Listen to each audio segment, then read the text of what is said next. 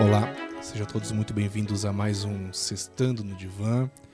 E hoje quem deita no divã é um amigo de longa data, criciumense. Torce pro Tigre? Com certeza. É? Claro. Vai ser serial ou não vai ser? Com certeza. Pô, pelo amor de Deus. Falta pouco. Mas o Criciúma tem aquela coisa, né? Tá lá, né? Aquele negócio. Né? Talvez seja time de Série B? Ou não sei. É aquele time que ele é bom pra Série B, mas às vezes não alcança ali o nível da Série A, entendeu? Fica nesse meio tempo. Quem sabe com psicodélicos vocês não se joguem melhor, né? Vai saber, né? Bom, já dei uma pista aqui então sobre o nosso assunto de hoje, né? O Guilherme Lodetti, ele é cientista. Olha só, eu nunca vi um cientista. Você já viu um cientista? Bom, se não viu, tá aqui. E ele não é aquele cientista do filme, do desenho animado, que tem um negócio branco, um óculos de poeta, fundo de garrafa, cabelo de doido e quer dominar o mundo. É um cientista diferente. E vamos descobrir que tipo de cientista ele é, então. O que ele pesquisa, como ele chegou a esse assunto, a formação e tudo mais. Gui, seja muito bem-vindo. Cara, obrigado, Felipe, aí pelo convite. Tô bem feliz de poder estar aqui e poder falar desse assunto aqui que é muito bom, né? Que eu gosto muito da minha pesquisa e tudo mais. E muito obrigado pelo convite. Todo cientista é maluco? Olha, eu acho que tem que ser um pouco, tá? Eu acho que pra fazer ciência tem que gostar muito, assim. E às vezes a gente brinca, assim, no laboratório, né? O pessoal que faz doutorado lá, mestrado, doutorado, a gente fala, olha, a gente tem que ser meio maluco, né? Por que eu tô aqui fazendo isso daqui, me matando de trabalhar? Podia ter escolhido ser herdeiro, né? E é uma escolha ser herdeiro? Às vezes.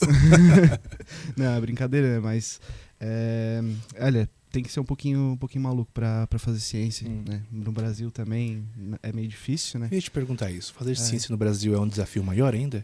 Olha, eu acredito que sim. Eu nunca fiz ciência fora do Brasil, né? Mas, assim, pelo que a gente vê, tem muita dificuldade, assim, né? Em questão de financiamento, em questão de equipamentos, né? Em questão de recursos, a gente tem que batalhar um pouco mais, assim, né? A gente consegue fazer, mas aí que tá, o cientista brasileiro consegue fazer muita coisa com menos.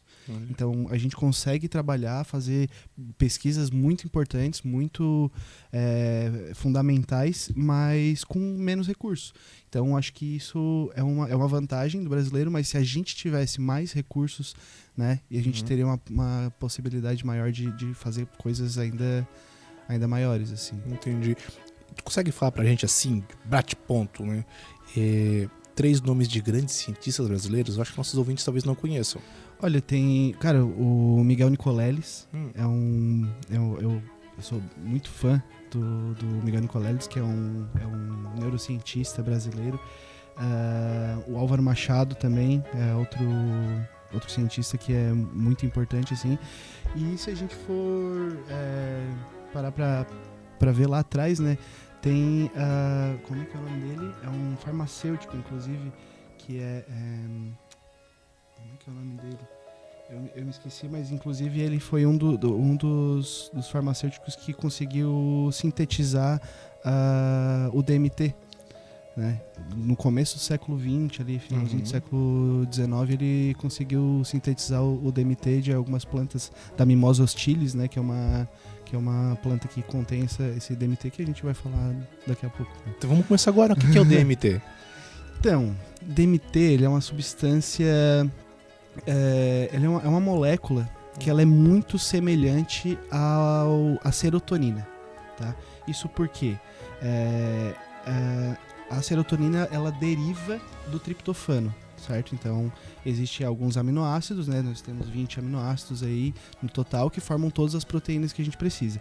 E dentre esses aminoácidos a gente tem o triptofano que a partir da rota metabólica desse triptofano, ele vai gerar a serotonina. Mas, além disso, o triptofano consegue gerar outras moléculas, como, por exemplo, o DMT, que é a dimetiltriptamina. Então, tanto a serotonina quanto o DMT são o que a gente chama de triptaminas simples, ou seja, são moléculas derivadas do triptofano. E então, o DMT, na verdade, é essa substância, essa molécula muito parecida com a serotonina e que ela está presente em basicamente todos os seres vivos, em maior ou menor grau. E só que em algumas plantas, em alguns fungos, por exemplo, está altamente presente. Então, como, por exemplo, na Psychotria, que é uma das plantas que a gente consegue fazer o chá de ayahuasca, o DMT está muito presente, tem bastante dessa molécula. E aí, como tem bastante, ele consegue interagir com os receptores de serotonina no nosso cérebro, e aí a gente consegue ter os efeitos dessa substância no cérebro, né? Esses efeitos psicodélicos, né? Então, o DMT é uma substância psicodélica por conta disso, tá? Perfeito, muito bem. E nosso assunto de hoje, então, é sobre a tua pesquisa, né? Pesquisa o ayahuasca para tratamento de depressão e alcoolismo. Isso. Mas como é que tu chegou nessa pesquisa? Porque eu sei que o pesquisador ele tem um longo percurso acadêmico para isso, né? Sim. Tu começou aonde? Então, comecei lá no começo da faculdade, que eu sou biólogo, né? Então, no começo da faculdade de biologia, eu fazia iniciação científica, né? Desde o começo ali, primeira, segunda fase, eu já estava procurando alguma coisa para seguir nessa área, porque eu sempre tive vontade de fazer pesquisa, né? Com ciência. E aí, no início da iniciação científica, eu fui para a área ambiental, né? Então, a gente fazia pesquisas em ecologia vegetal, tudo mais. A gente estudava mais essa parte ambiental, essa questão de reflorestamento de áreas degradadas e tudo mais, né? Só que aí, mais pro final da minha graduação, eu comecei a gostar muito mais. Eu tinha uma coisa que... eu sempre gostei de neurociência, sempre me chamou a atenção. E por que eu não vou atrás disso, né? Então, mais pro final da minha graduação, eu entrei no laboratório que eu tô hoje, né? Que é o Laboratório de Psiquiatria Translacional. E ali, o foco principal da pesquisa do meu orientador, né? O professor Eduardo Rico, é alcoolismo, né? Então ele estudou alcoolismo. Dentro do Psiquiatria Translacional nós temos 4 grandes grupos, né, que estuda depressão, alcoolismo, esquizofrenia e transtorno bipolar. Então o meu professor, ele coordena esse laboratório do alcoolismo, né? Então comecei a estudar o alcoolismo e aí resolvi fazer o mestrado, né? Aí o mestrado foi mais relacionado à parte da memória, né? A questão do álcool e a relação do álcool com a memória, né? Então a gente fez testes ali, a gente utilizou o peixe zebra, né? Que é um dos animais modelos que a gente utiliza para estudar, e a gente fez esses testes, né, tanto comportamentais quanto bioquímicos, né? Então depois a gente tira o cérebro dos animais e avalia a nível neuroquímico mesmo o que está acontecendo naquele cérebro, para poder corroborar com os resultados de comportamento, por exemplo, né? E aí no mestrado eu tive, a gente foi mais para essa parte da memória. Só que depois eu entrei no doutorado e eu sempre tive uma curiosidade muito grande, sempre tive uma proximidade muito grande com a relação, com os psicodélicos, né? Em relação a essas substâncias, né? Essas drogas, né? Como o LSD, a psilocibina, né? Também o ayahuasca. E eu sempre tive essa vontade de estudar essas substâncias. O álcool é psicodélico? Oi? O álcool é psicodélico? Não, o álcool não é psicodélico. Não, os psicodélicos clássicos são o LSD, a ayahuasca, né, ou seja, o DMT, a psilocibina, que é presente nos cogumelos mágicos, que a gente chama, né, os cogumelos do gênero Psilocybe. Então, a psilocibina também. Aí tem alguns outros clássicos, como a ibogaína, né, que são menos conhecidos assim, mas também são psicodélicos. Aí tem os psicodélicos não clássicos, isso é uma discussão ainda, mas existe uma discussão entre os psicodélicos não clássicos, que, por exemplo, tem o MDMA, ou seja, metildetoximetanfetamina, que é o êxtase, né? Então o êxtase pode ser considerado um psicodélico não clássico, digamos assim, né? Uma outra classe de psicodélicos. Mas enfim, eu sempre tive esse interesse, e eu cheguei pro meu orientador, né, o professor Eduardo, e falei, professor, eu tô com uma ideia aqui, eu tô estudando algumas coisas, eu tô vendo que os psicodélicos, eles têm esse potencial terapêutico muito forte para tratamento de dependência química e também para tratamento de depressão, né, principalmente depressão resistente, e eu acho que seria legal investigar isso. Então eu cheguei para ele com essa ideia, E aí ele topou, a gente começou a ir atrás, e aí eu resolvi começar a estudar os psicodélicos, né? E aí a gente faz pesquisa pré-clínica, né? Em ratos, né? Em ratos? Em ratos, né? Agora eu tô fazendo a pesquisa em ratos. E aí, como é que é isso? Então, Tadinhos dos ratinhos. Na verdade... Desculpa. Na verdade, assim, tem todo um preceito ético para trabalhar com os animais, né? Então a gente não pode chegar lá e pegar qualquer tipo de... Quantos animais a gente quiser, de qualquer forma, a gente passa por um conselho de ética, né? Tem um comitê de ética para o uso de animais que é regulado por vários profissionais e tudo mais, e que vão determinar se a gente pode ou não usar aqueles animais para aquele experimento ou não e tudo mais. Mas a gente precisa... existem dois tipos de pesquisa, né? Que são a pesquisa clínica, que pesquisa com seres humanos, e a pesquisa pré-clínica, que seria com animais ou com células, né? E no meu caso, eu queria muito tentar estudar, além de ser muito mais complicado o fato de eu conseguir estudar psicodélicos no Brasil com seres humanos, eu também queria avaliar os efeitos puramente farmacológicos da substância. Porque em muitos existe uma diferença clássica ali entre animais e seres humanos, que a gente tem contextos e os seres humanos possuem, assim, digamos que tem uma heterogeneidade muito maior em relação aos efeitos que alguma droga, alguma substância vai ter, né? Já nos animais de laboratório a gente tem eles são mais homogêneos, né? Eles são mais controlados, o ambiente é controlado. Então a gente consegue focar na parte mais puramente farmacológica daquela substância. Perfeito. Então comecei a ver estudar nos ratos, né? Veja bem, o Walter produz chopp. Tecnicamente vocês dois são adversários. Porque ele quer que as pessoas fiquem bêbadas e tu quer que as pessoas não fiquem bêbadas. Olha, na verdade eu não quero que as pessoas não fiquem bêbadas. Eu só quero que se as pessoas começarem a ficar dependentes do álcool, exista uma alternativa, né, de tratamento para que ela consiga... Mas e daí o lucro do Walter fica onde? Mas aí fazer o quê, né? É assim que funcionam as coisas, não posso... assim, o lucro da venda de cerveja, de álcool em geral, né? Ela também não está totalmente relacionada só às pessoas que são dependentes, né? Então, assim, existe uma diferença entre a pessoa que usa, né, recreativamente e tudo mais, e a pessoa que é dependente, né? A grande questão aqui é conseguir tratar as pessoas que são dependentes, porque hoje em dia não existe um tratamento farmacológico totalmente eficiente para quem tem dependência do álcool, né? Então, é importante a gente tentar investigar outras formas de tratamento, né? Para ver se a gente consegue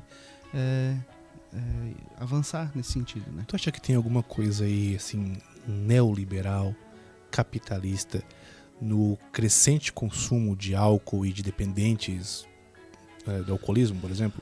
Olha, eu acho que tem uma relação muito forte, principalmente porque uma coisa que a gente pode observar é que muitas vezes o problema não é a droga em si, né? Então, as pessoas, elas usam drogas, né? Então, não é de hoje, né? Não é de hoje, e as pessoas usam drogas e o problema não está na droga em si, né? Independente de qual seja a droga. O problema está geralmente no contexto social daquela pessoa.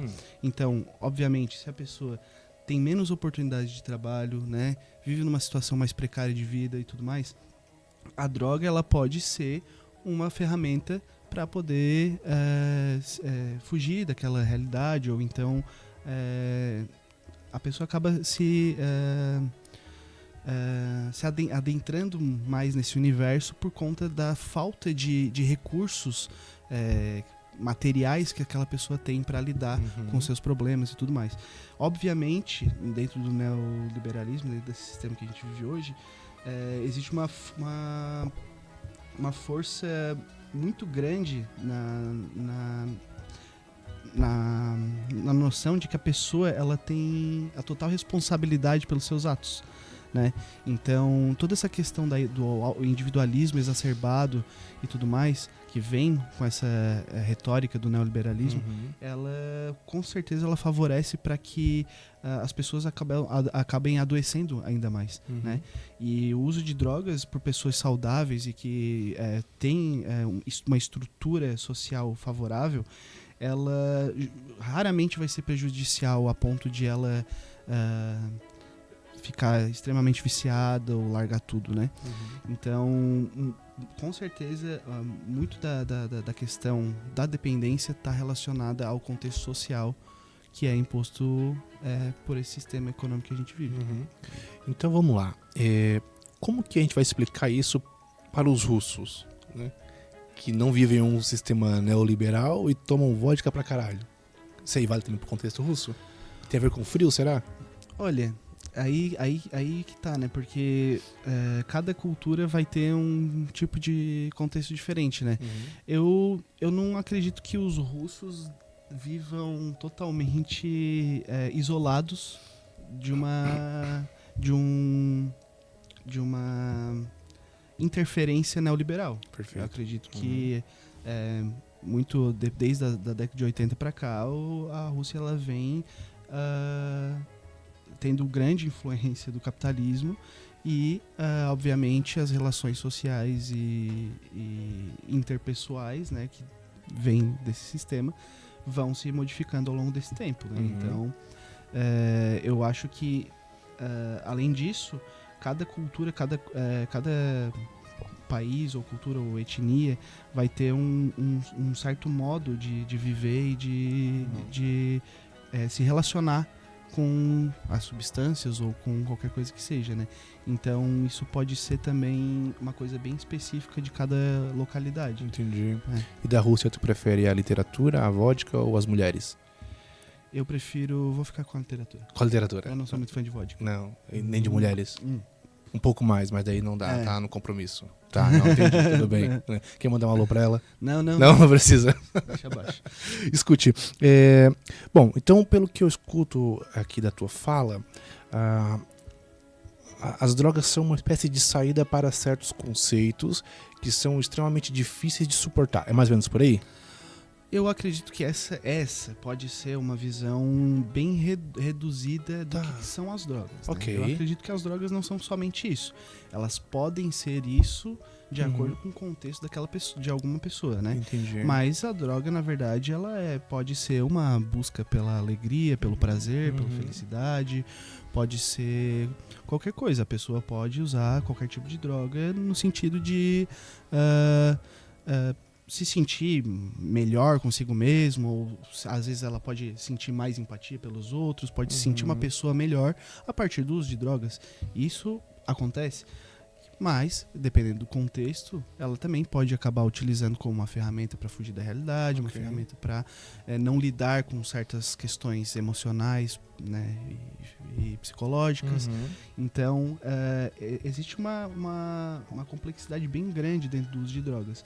Eu acho que não dá para reduzir ela como um instrumento de fuga e ela é ruim e é um instrumento de fuga. Não é assim que funciona, porque as substâncias estão aí, as pessoas usam desde sempre e vão continuar usando. Então, por exemplo, não é com proibição que vai fazer com que se reduza o número de usuários, e sim com educação, né? Com as pessoas saberem o que estão usando. Então, por exemplo, se existe uma regulamentação do uso de drogas, as pessoas não vão morrer intoxicadas, porque muitas vezes as drogas elas matam, as pessoas têm overdose e tudo mais, as pessoas morrem por conta do uso de drogas, porque aquela droga, na verdade, ela tá adulterada, ela tá modificada com coisas que a pessoa nem faz ideia do que tem ali. Então, a falta de regulamentação é que faz também com que as pessoas morram por conta disso. Então é uma questão de saúde pública também a regulamentação das drogas, né? Quando a gente fala em droga, sempre é uma leitura moralista, né? Eu tenho essa impressão, assim. Com certeza. Quando tu chegaste aqui, em uma conversa com o Walter, a gente perguntou, né? Que tipo de droga que tu usa, né? E ele falou, só cervejinha, né? Só álcool. Só álcool, né? E a gente falou, olha, que visão interessante. Porque eu sinto também isso, de que as pessoas têm uma leitura sempre moralizante do uso das drogas. E aí não considera, por exemplo, o álcool, o tabaco como droga. Ou melhor, vamos adiantar um pouquinho mais isso aqui, né? A drogadição, né? A medicalização como droga também não entendem isso. Né? Sim. Como é que tu vê essa questão? É sempre uma leitura moralizante e por isso que o debate público não vai para frente? Sim, eu acho que muito do que impede o debate de ir para frente é essa visão moralizante do uso de drogas. Porque ninguém reclama, ninguém acha estranho quando tu vai a uma reunião ou uma festinha de empresa, por exemplo, e tá todo mundo lá bebendo para socializar e tudo mais. Mas se você usa outro tipo de droga, aí sim é estranho, tá errado, a pessoa, né, como é que pode? Sendo que o álcool é uma das substâncias que das substâncias mais prejudiciais para a saúde humana, e não só para a saúde humana, né? O álcool, ele tem também uma questão importante na problematização para a vida de terceiros. Ou seja, quando uma pessoa ingere álcool demais, ela pode causar um acidente de trânsito, ela pode ser mais propensa à violência doméstica e tudo mais. Então, o álcool por si só, ele também não prejudica só a pessoa, ele pode prejudicar terceiros, muito mais do que outras drogas, né? Então, com certeza, essa visão moralizante do uso de drogas em geral, né? A gente pode falar aqui, por exemplo, da cannabis, né? Ou da cocaína, ou do êxtase, enfim, qualquer droga que seja, as pessoas elas vão olhar com... né, vão ter um pé atrás para olhar para esse assunto e achar que é errado e tudo mais, né? Sendo que, na verdade, todas as drogas são iguais, né? Nós tivemos aqui recentemente, foi domingo, um caso de um sujeito que estava aparentemente alcoolizado, né? E ele foi agredir uma ex-mulher, alguma coisa assim, e aí a filha dessa pessoa tomou uma atitude, bom, o cara morreu. Né? Então tudo isso deflagrou por conta dessa posição que tu coloca, né? Do sujeito que alcoolizado vai sentir machão, vai colocar a vida de terceiros em risco. Isso existe também com outras drogadições? Com certeza isso pode existir. Com certeza isso pode existir. A grande questão é que sempre a relação entre por exemplo, uma questão dessa, como tu falou, da pessoa se torna violenta, ela está relacionada também ao contexto, né? Então, aquela pessoa, quais são os problemas que ela tem, o que ela passou na vida dela, quais são todos os contextos sociais que ela vivenciou e que fez com que aquela droga em específico gerasse esse tipo de comportamento nela, né? Da mesma forma, uma pessoa, muitas vezes uma pessoa saudável, às vezes ela vai beber, pode beber um monte, e ela não vai bater na mulher, ela não vai dirigir, não vai ser irresponsável e tudo mais.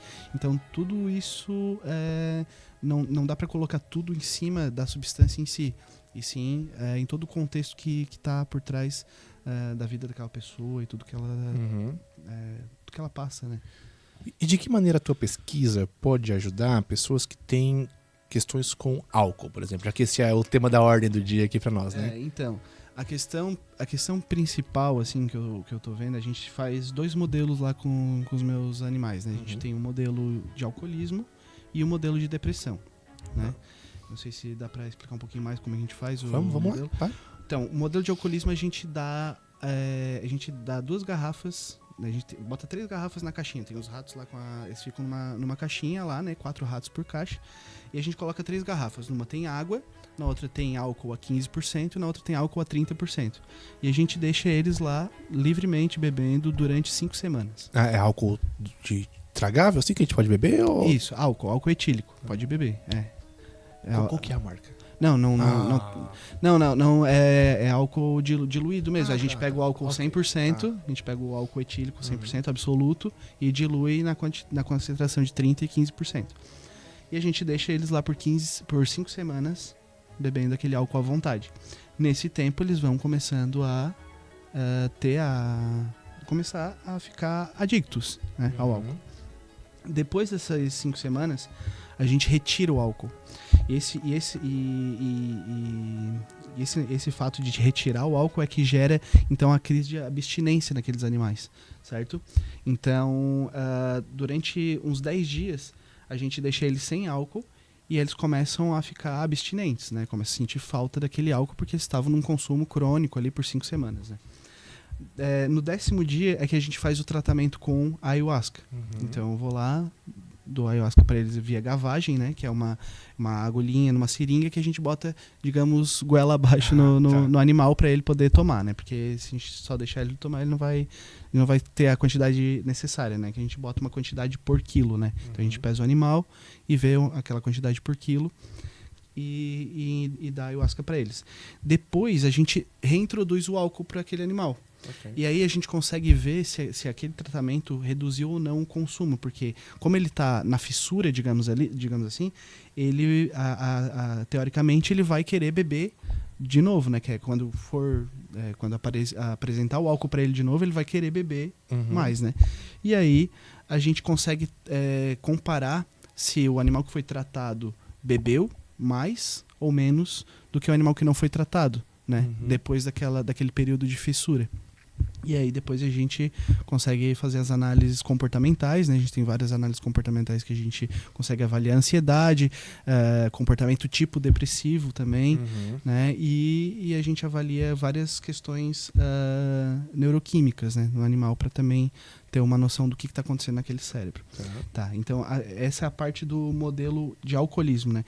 E nesse sentido, a ayahuasca ela tem uma capacidade que a gente pode falar que, principalmente, ela tem a relação entre os receptores serotoninérgicos, como eu tinha falado, né? O DMT interage com esses receptores serotoninérgicos e a gente possui uma via serotoninérgica no cérebro, né? E os animais, os ratos também possuem, que passa por várias regiões cerebrais, né? Então passa desde do núcleo accumbens, a amígdala, mesencéfalo, córtex pré-frontal e passa por toda a região, todas as regiões cerebrais e a partir dessas conexões, todas essas regiões cerebrais geram um certo tipo de remodelamento das vias neurais que acontecem ali. Em quanto tempo isso, mais ou menos?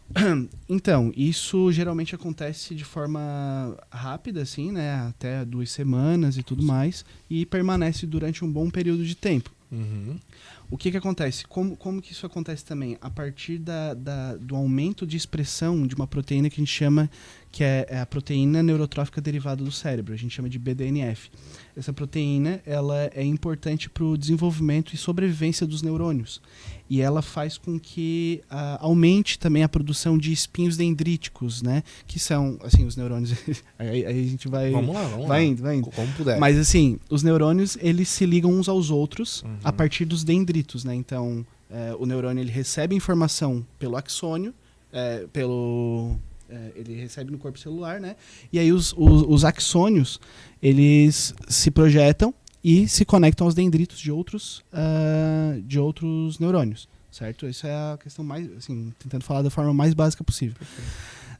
Esses dendritos, né? Esses espinhos dendríticos, quanto mais espinhos dendríticos, mais conexões eu consigo fazer, certo? Então, maior plasticidade cerebral eu consigo ter. Certo? Então, uma das questões principais dos psicodélicos é esse aumento da plasticidade cerebral por conta dessa expressão aumentada de proteínas BDNF, né? Proteínas desses fatores neurotróficos derivados do cérebro. Então, seria um dos fatores de que por exemplo, o cérebro pode se remodelar, né, a partir de uma exposição com psicodélicos, certo? Então, se a gente for olhar em contrapartida, um cérebro que está exposto ao álcool por muito tempo tem uma redução desses espinhos dendríticos, uma redução da produção de BDNF, por exemplo, né? Então, existe essa plasticidade cerebral que a gente procura quando a gente está tentando fazer um tratamento com psicodélicos. Seria e aí, digamos então que isso vá para frente e a gente consiga fazer esse tipo de exercício, de testes em humanos, né?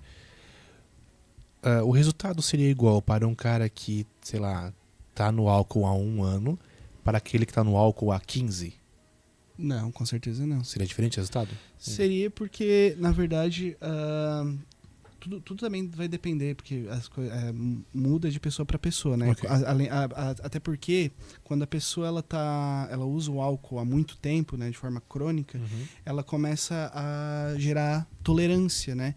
Ela começa a gerar tolerâncias e o cérebro dela e também o fígado dela atuam de forma diferente porque ela está acostumada com aquela substância, né? Então, com certeza, o tempo de uso daquela pessoa vai fazer diferença em como aquela substância vai agir nela, né? Mas existe também, quando a gente fala em usar em humanos, porque, por exemplo, eu estou fazendo os testes em animais e a gente não vê questões psicológicas da experiência psicodélica, né? Da experiência subjetiva psicodélica. A gente não tem como rastrear isso no rato, né? Mas nos seres humanos a gente consegue rastrear, né? Porque a substância psicodélica ela vai induzir... Obrigado, meu querido. Ele quer compensar o negócio da cerveja lá. Pra te produzir menos ciência falando mal da cerveja dele. É por isso que ele tá trazendo aguinha. Ele quer ser gentil.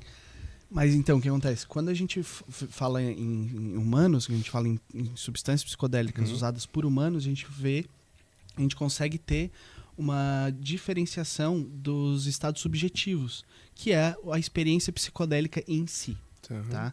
Então, a experiência psicodélica ela pode ser várias coisas. Ela pode ser umas questões bem oníricas, né? Às vezes tu pode sonhar acordado, tu pode ver coisas, pode alterar a percepção visual, percepção auditiva, tu pode ter sinestesia, né? Então tu pode às vezes sentir cheiro de cores, né? Ou ver sons, né? Sinestesia. Isso por quê? Porque áreas do cérebro que normalmente não estão conectadas começam a se conectar.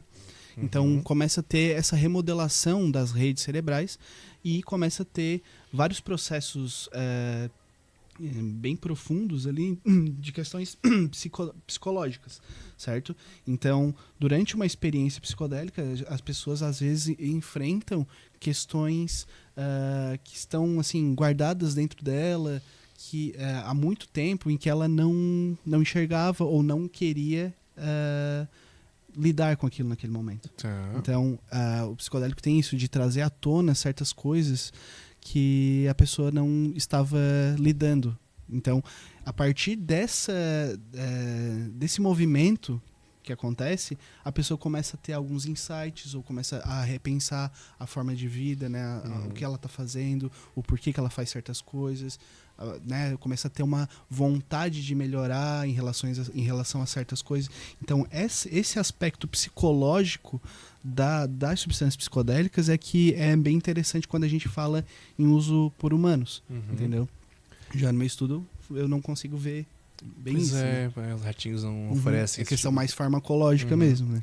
Pois é, né? Tu estuda as questões farmacológicas, como tu colocou, digamos que esse projeto vá para frente, eu espero que vá, e que aí seja um sucesso, e tu seja um desses 3 nomes que eu pedi para te citar como grandes cientistas do Brasil, né? Espero que tu seja essa pessoa.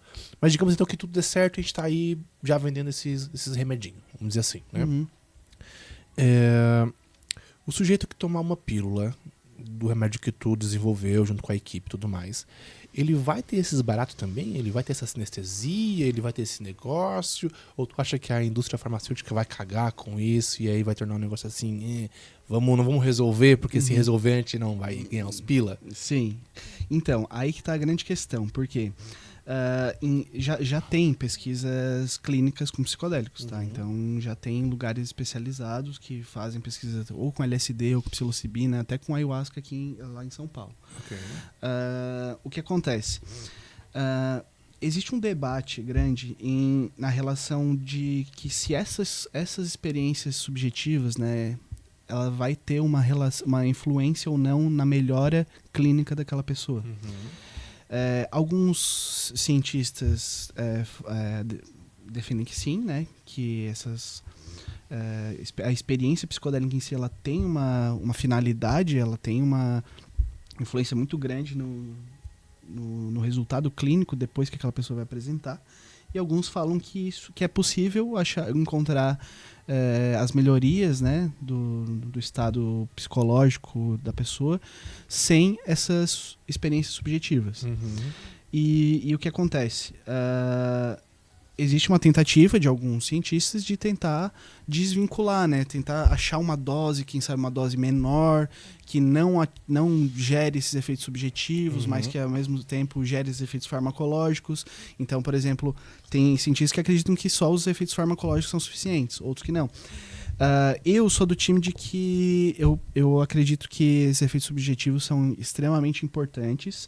Okay. E por isso também eu sou a favor no uso dos psicodélicos como tratamento, eu sou a favor da psicoterapia assistida por psicodélicos, que é então toda uma rede de apoio, né, psicológico para aquela pessoa durante o momento em que ela tomou aquela substância. Perfeito. É claro que isso gera um pouco mais de despesa, né?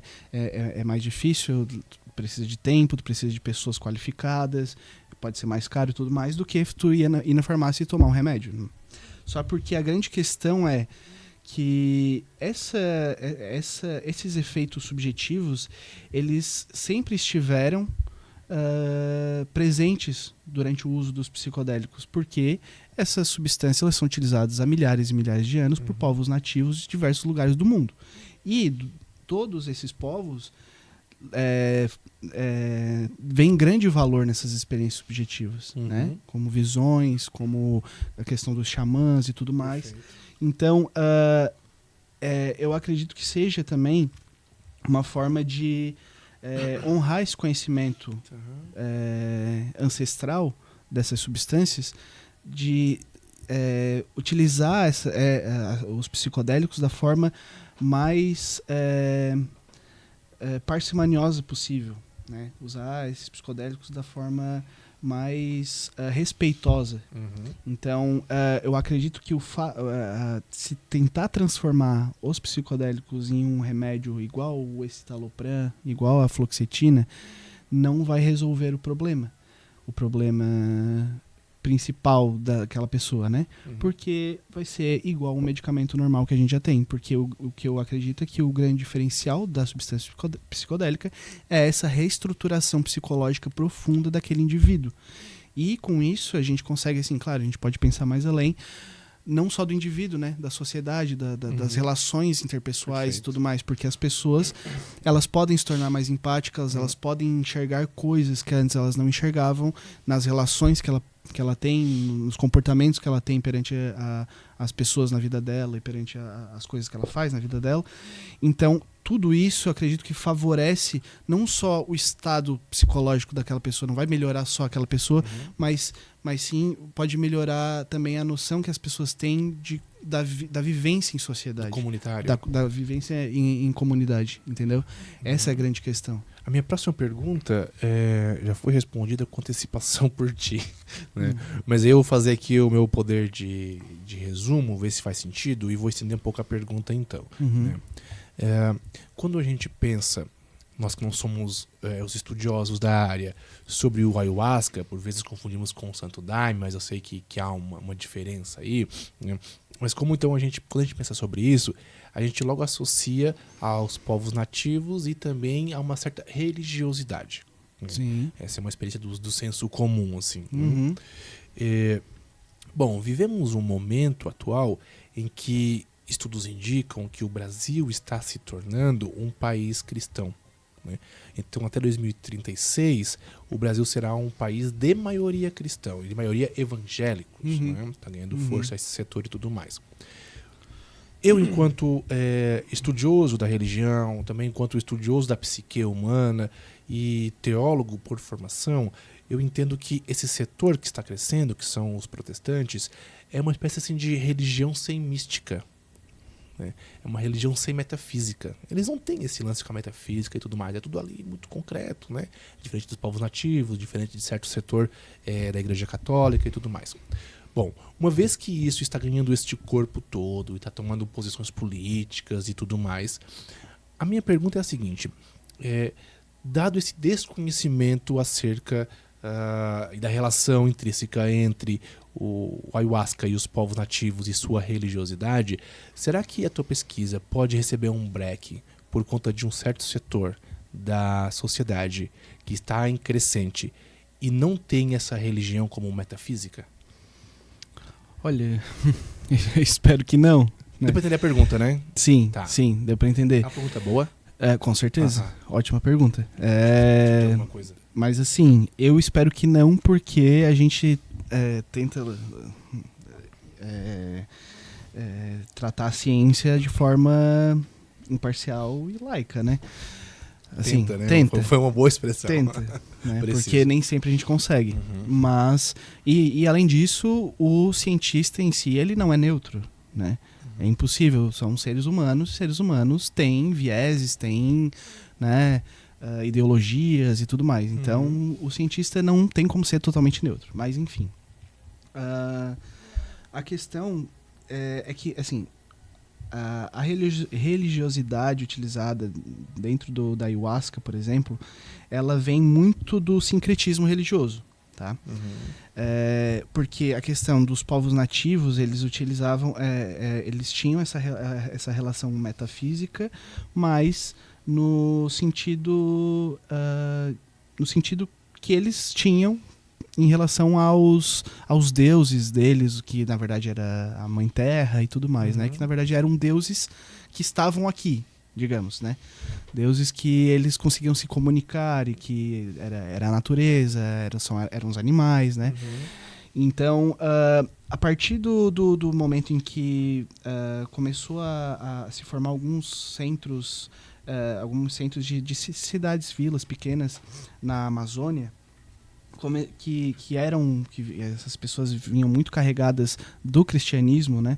Começou a ter essa relação sincrética, né? Porque essas pessoas da Amazônia começaram a conhecer os povos nativos que utilizavam a ayahuasca e também acabaram utilizando, mas levaram o lado da ayahuasca para o lado espiritual, que também tem muita relação sincrética com o catolicismo.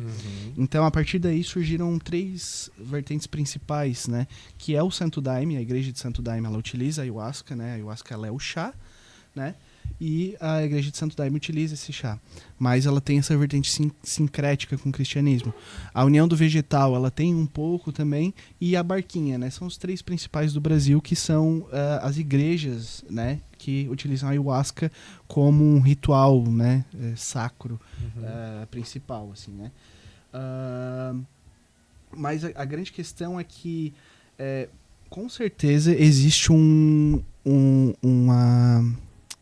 preconceito, digamos assim, né?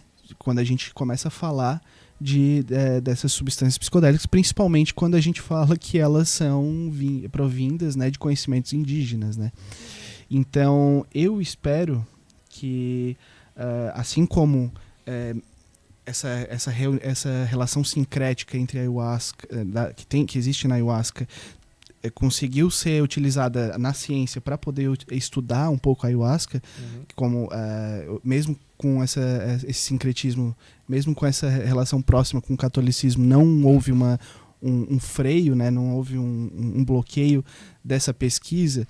Eu espero que daqui para frente a gente consiga discernir bem né, a ciência do que é religião e tudo mais, para poder estudar mais aprofundadamente, né, e não ter nenhum tipo de barramento moral ou ético em relação ao uso dos psicodélicos, que é algo que na verdade já aconteceu, né?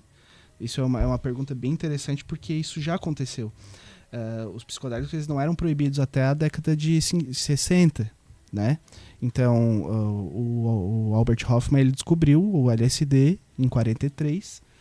E ele descobriu por acaso, né? Ele estava tentando achar um remédio lá para coagulação para coagulação, acho que de sangramento de parto, alguma coisa assim. E ele acabou descobrindo sem querer o LSD, né? Então ele acabou tomando sem querer, porque pingou na mão dele e ele saiu, né, viajando de bicicleta lá. E aí, até a década de 60, o LSD não era proibido. Existia um grande número de pesquisas com o LSD, principalmente para tratamento de transtorno de dependência química. Era um dos principais fatores que ele era estudado. Só porque, se a gente for ver, a partir da década de 60, com a contracultura e tudo mais, né, o movimento hippie, que tinha essas ideias revolucionárias e contraculturais, né, anti-guerra, né, e tudo mais, por exemplo, o governo dos Estados Unidos começou a achar uma grande ameaça o uso dessas substâncias, né? E aí começou a proibir, né? Começou a revogar leis, né? Para proibir essas substâncias. E aí, nesse período aí de 40 e poucos a 60 e poucos, teve uma crescente grande de estudos com psicodélicos. E dos anos 60, 70 até o começo do século XXI, não tinha mais nada de pesquisa com psicodélicos. Então o que a gente está vendo hoje é um renascimento dessa pesquisa, né? É novamente ressurgindo essa pesquisa, porque agora também as leis estão mais afrouxadas em alguns casos, né? A gente está conseguindo provar a consciência que existe o potencial terapêutico e tudo mais. Então, a partir dos anos 2000 para cá, está tendo esse renascimento da pesquisa psicodélica. Então, eu acredito que esse renascimento ele não possa ser barrado por conta de questões religiosas, né? Porque já foi barrado por questões políticas, né? E ideológicas, né? De poder socioeconômico dos Estados Unidos e tudo mais. E agora eu espero que não aconteça a mesma coisa. O Gui vai falar sobre a segunda parte de sua pesquisa, que é o uso de psicodélicos, que é o uso do ayahuasca para tratamento de depressões. A depressão persistente que tu falou, né? Sim, principalmente, né? Como é que é isso? Então, o que acontece é que muitas pessoas que sofrem com a depressão têm uma dificuldade muito grande de encontrar tratamentos que realmente resolvam o problema delas. Então a pessoa ela acaba passando por vários e vários tipos de antidepressivos e várias intervenções farmacológicas e mesmo assim ela não consegue atingir a remissão dos sintomas, né? Isso que a gente chama de depressão resistente. Então, em alguns casos as pessoas chegam a ter que fazer, por exemplo, eletroconvulsoterapia, né? Que são tratamentos um pouco mais invasivos e tudo mais para poder melhorar os sintomas.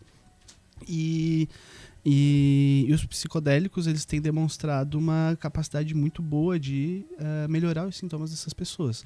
Não só das pessoas com depressão resistente, mas também com transtorno depressivo maior, né? Com depressão geral, digamos assim, né?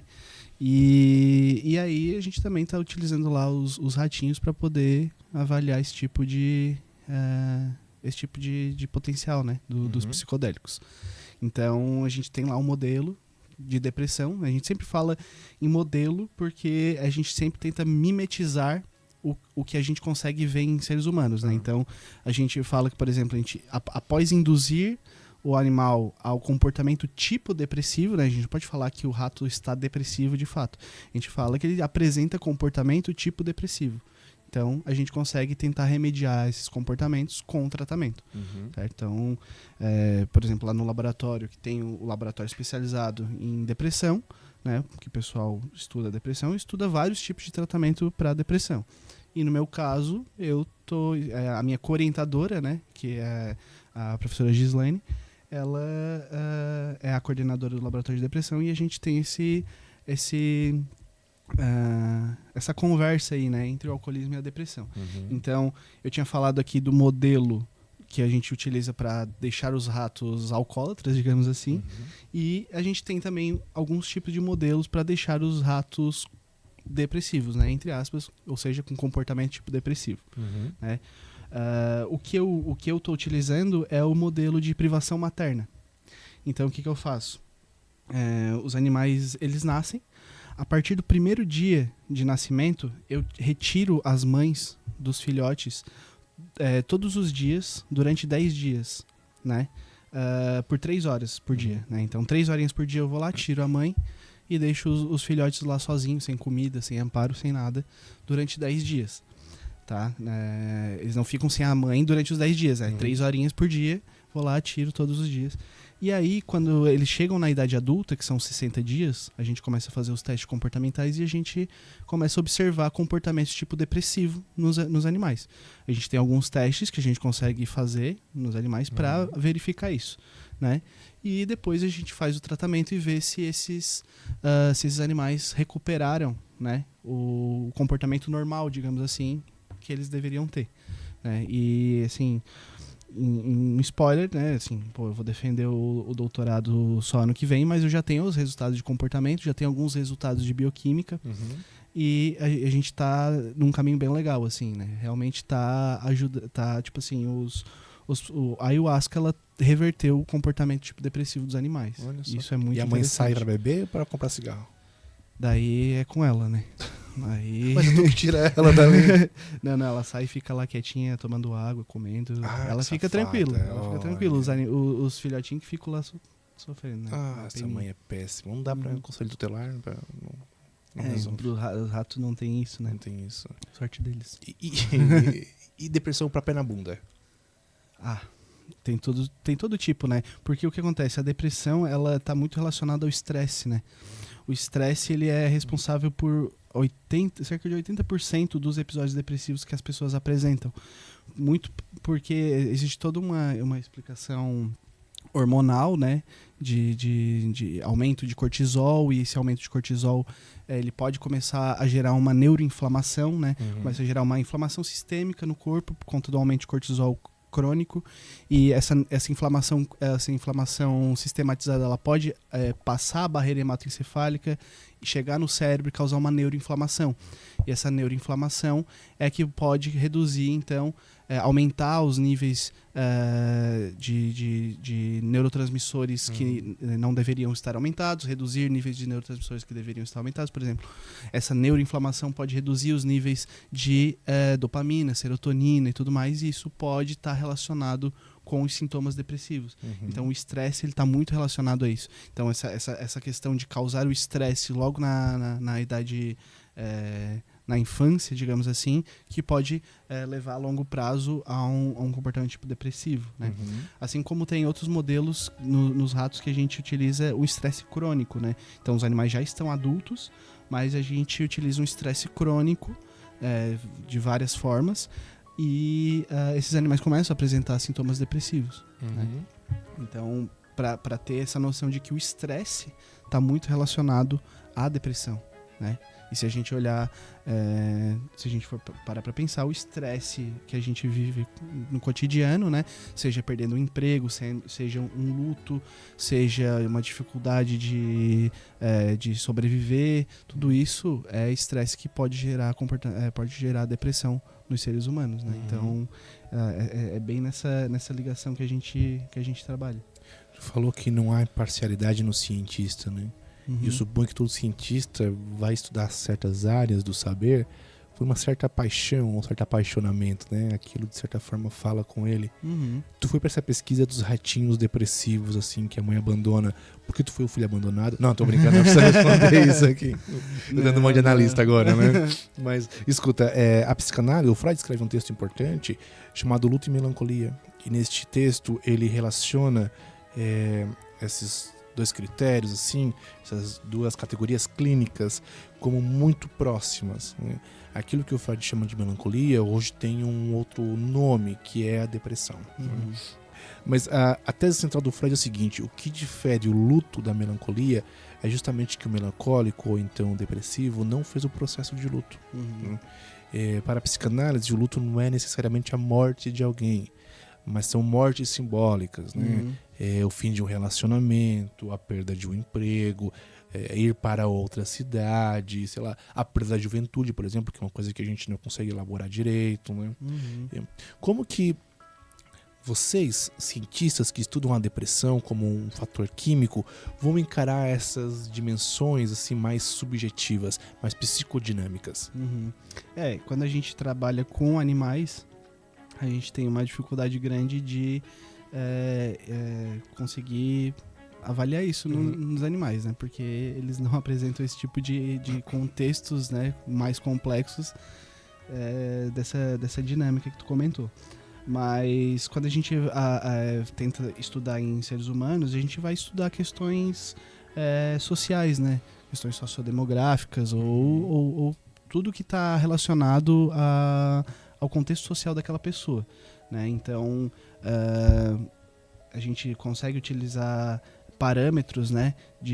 A gente tem escalas de sintomas depressivos e a gente consegue correlacionar isso com esses parâmetros sociodemográficos e tudo mais, que pode nos dizer algumas coisas em relação a, né, o porquê que aquela pessoa está mais ou menos depressiva, né? Então, se a gente for falar, por exemplo, de suicídio, pessoas pobres se suicidam mais do que pessoas ricas, né? E isso é um fato que assim, que para mim é óbvio, né? É uma questão socioeconômica que desfavorece aquela pessoa em vários sentidos da vida dela e faz com que ela viva num sofrimento profundo. Então, ainda assim, é um pouco difícil, porque dentro da ciência a gente tem que tentar ser o mais objetivo possível. Então, essa questão de estudo clínico com pacientes depressivos, ela tende a ser mais complexa e mais difícil, justamente por conta dessa heterogeneidade das pessoas, né? De como as pessoas interagem, como são a vida delas e quais são as fontes de sofrimento daquela pessoa. Perfeito. Né? Para encerrar então nosso bate-papo de hoje, né? Enquanto a tua pesquisa ainda não está para o grande público, né? Quais são os melhores caminhos para o tratamento adequado e que surta efeito para pessoas adictas e depressivas? Os melhores caminhos? Enquanto a tua pesquisa ainda não saiu, né? Então, assim, tenho lá um adicto na família, um depressivo, bom, quero ajudá-lo de certa forma, o que eu devo fazer? Olha, a gente vai entrar aqui naquela coisa que, assim, é fácil falar, mas é difícil fazer, né? Então, psicoterapia, importantíssimo, né? Então, além disso, para tratar qualquer coisa, é muito difícil sem um apoio social, familiar, de amigos ou qualquer outra coisa do tipo. É importante também ter o auxílio de medicamentos, se esse for o caso, para que a pessoa consiga pelo menos se estabilizar de certa forma, para poder conseguir levar uma vida normal, para poder se tornar ativa naquela questão, né? Mas, olha, eu acredito que seja mais esse sentido, assim, né? Que a pessoa tem que se exercitar, né? Ter boas companhias e tudo mais. Assim, fica muito vago a gente ficar falando dessas coisas, porque os contextos são bem diferentes e são questões bem complicadas de se tratar, né? Mas eu acredito que a psicoterapia, ela tem um papel, assim, fundamental nisso, né? Eu recomendo todo mundo que esteja passando por um certo tipo de sofrimento que procure a psicoterapia para poder auxiliar nesses processos, né? Muito bem. E quem, assim como eu, nunca viu um cientista, né? E gostou da tua fala, quer conhecer mais do teu trabalho, a gente consegue encontrar nas redes sociais? Sim, consegue. Se botar lá no Instagram, @guilodete, tá? LODETTI. E também, se quiser dar uma olhada no nosso grupo de pesquisa, que é o gpalco.nesc, tá? Que a gente também acaba postando artigos que a gente... No Instagram. No Instagram, isso. Que a gente posta artigos que a gente faz, né? Posta um pouco do que a gente está fazendo no laboratório e tudo mais. É mais por lá que eles vão conseguir me encontrar. E qualquer coisa, né? Tipo, se quiser tirar alguma dúvida ou conversar um pouco mais sobre isso, eu também estou à disposição. Se quiser me chamar lá no Instagram e tal. Estou à disposição. E é isso. Muito bem. Como é que foi a tua primeira vez comigo? Cara, muito bom. Foi bom? Geralmente a primeira vez não é das melhores, né? Mas comigo foi bom? Contigo foi bom. Então tá bom, então. Gente, muito obrigado por acompanhar a nós dois, né? Neste percurso de entender um pouco melhor a relação do homem com os psicodélicos, de acompanhar também a relação do homem com o tratamento do seu sofrimento, né? Espero que vocês tenham gostado. Depois conta aqui nos comentários pra gente como é que foi a experiência de ouvir o Gui falar sobre sua pesquisa. E eu aguardo vocês no próximo Sextando no Divã com mais um assunto que é um assunto da ordem do dia. Eu sou o Felipe de Castro e até breve. Tchau! Valeu!